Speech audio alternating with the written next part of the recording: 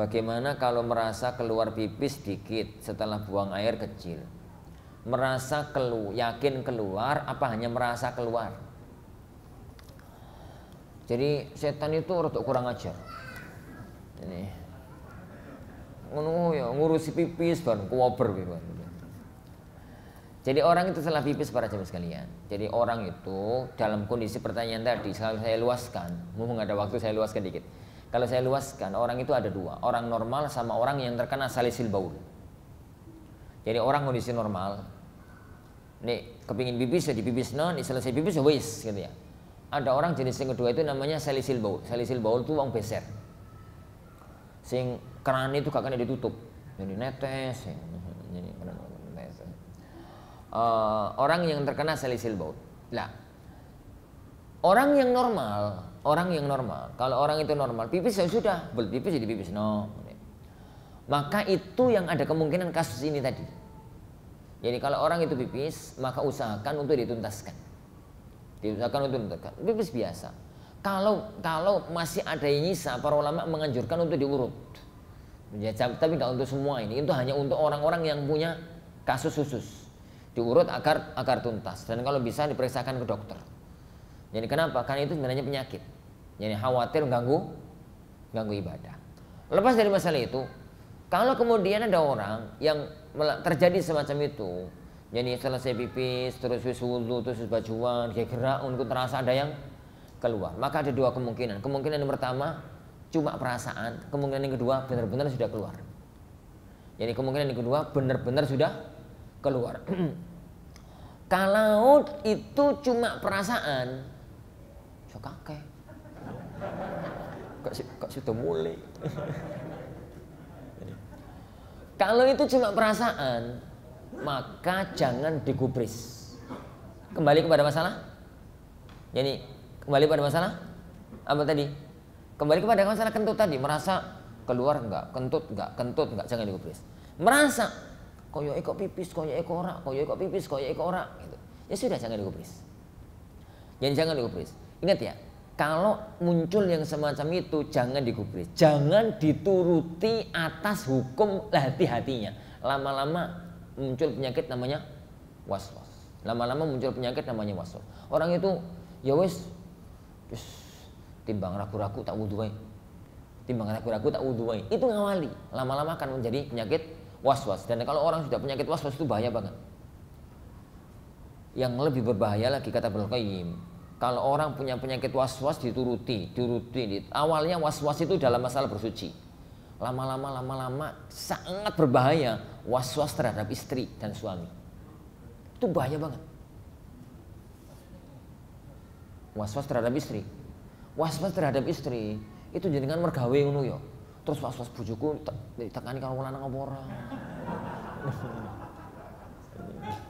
Rewet sampean. Akhirnya ngomong udah pasang CCTV. Bojone ngulek ya konangan, bojone apa ya konangan. Ini bojoku itu rewet ya kok. Akhirnya gak tahu mau kerja engko oleh sak menit boleh. Napa Mas? Gak apa-apa ngene. Mau kerja oleh 2 menit mulai meneh. Napa to Mas mulai? Delok-delok ngono. Serap apa ngono. Ah, nek gak kerja mati sampe. Kalau istri antum itu wanita soleha, sudah hukum asalnya dia wanita. Ada perasaan semacam itu, tolak. Tidak, istriku wanita soleha. Setan itu kadang-kadang goda yang semacam itu. Lahiran misalkan ngono. Betul. Kok mirip tonggo? Rempet sih menurut tonggo. Mirip tonggo. Sudah, iya anakku.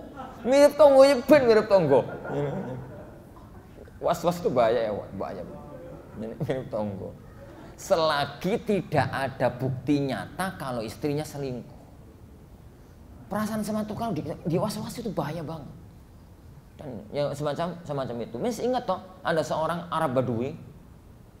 Jadi dia itu di satu kemah di padang pasir. Wong Arab Badui kan nggak di omah di kemah-kemah. Di padang pasir itu ada ibu-ibu lahiran. Begitu lahiran, wong bapak itu piye ngono perasaane. Dia langsung pergi dari rumahnya menghadap sama Rasulullah SAW. Dan orang zaman itu bukan penduduk Madinah, terus menghadap Rasulullah kan ketahuan kalau dia bukan penduduk Madinah. Dalam kondisi pakaiannya compang-camping, pakaiannya itu ruwet, ya penampilan musafir lah. Dia menghadap sama Rasulullah SAW lalu mengatakan, ya Rasulullah, ini rakyat kulo ngahirakan anak ireng ya Rasulullah. Innam ra'ati waladat waladan aswad. Anak istri saya melahirkan anak hitam ya Rasulullah. Tapi laki-laki itu aku putih, bujuku putih lah, anak gue ireng. Nih, ini anaknya sopo. Jadi dianya putih, istrinya putih. Lah kok anaknya hitam, ya anaknya sopo. Tapi dia mau nuduh istrinya berzina, nggak mungkin, istrinya wanita solihah. Tapi hatinya itu nggak kuat. Lapor sama Rasulullah SAW.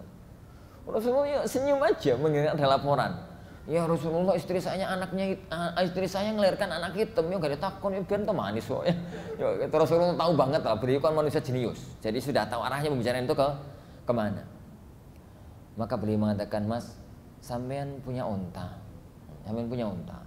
Kenapa yang ditanya unta? Lah wong Arab duit kan uripe karo unta. Ini kami sampean punya unta. Nggih ya Rasulullah.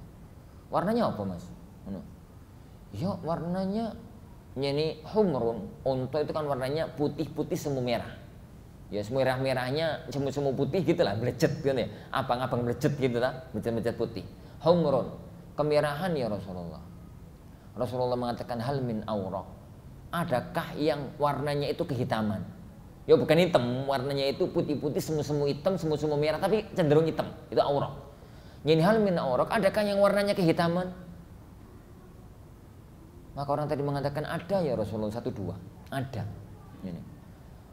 Lalu Rasulullah mengatakan, lah ontomu sing warnai kehitaman itu dari mana? Wong kabeh iku abang. Kabeh itu abang, kok ono sing hitam dhewe iku dari mana? Ini. Ontai tonggo. Maka beliau mengatakan la'allahu naza'ahu irkun. Ya Rasulullah, barangkali biyen mbah-mbah itu ada yang warnanya kayak gitu ya Rasulullah. Barangkali biyen mbah-mbah itu ada warnanya semacam itu. Rasulullah senyum. Lalu beliau mengatakan, wa waladuka hadza, bilangnya terus. Wa waladuka hadza la'allahu naza'ahu irkun. Anakmu ini, Mas, barangkali biyen mbah-mbah yo sing warna hitam. Contoh, istri ini sampeyan itu warnanya putih karena bapake putih, ibu hitam, niru bapake. Bisa toh? Bisa. Jadi niru bapake warnanya putih, gak niru ibu jadi niru bapake warnanya putih. Lah terus jenengan nikahi anak ini niru bae sing wedok, kan sangat mungkin itu terjadi. Maka nggak usah mempermasalahkan yang semacam itu, yang semacam hilangkan itu was-was. Kalau dituruti itu bahaya banget, was-was yang semacam itu. Jadi kembali kepada pertanyaan tadi, kembali kepada masalah kencing tadi. Kalau itu masih was-was, pipis enggak, katakan enggak, jangan dituruti was-was itu. Yang kedua, kalau benar-benar keluar, sudah jelas-jelas merasakan colonoi telos, misalkan kalau dalamnya telos jelas-jelas itu keluar, berarti ya najis dan batal, itu otomatis. Yang itu otomatis meskipun sedikit.